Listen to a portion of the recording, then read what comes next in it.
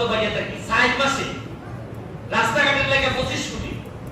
4.5 কোটি পাইছি লাগে টিয়ার কাটিকা রাস্তাঘাট গত পরশুদিন পাইছি 1 কোটি টাকা বরাদ্দ আপনারা চিন্তা করতে মানে গত পরশুদিন গেছি আমি এই উপজেলা চেয়ারম্যানের লাগে উপজেলা পরিষদ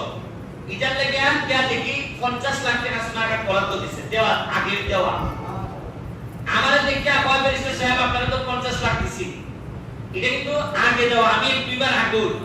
তখন আমি বললাম যে ভাই আমি প্রিয়া খুব বিপদ পড়ছে আমার মানুষের আমারে গাইড দিব একটা উপজেলা 50 লাখ হয়নি এক দেখেন এই কাছো ওনাটা বাড়াই 1 কোটি বলে দাও 1 কোটি টাকা দিছে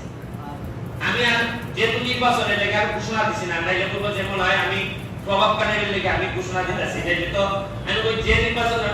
যে জিতবো এর খবর 1 কোটি টাকা থাকবে আশা করি হয়তো নতুন যিনি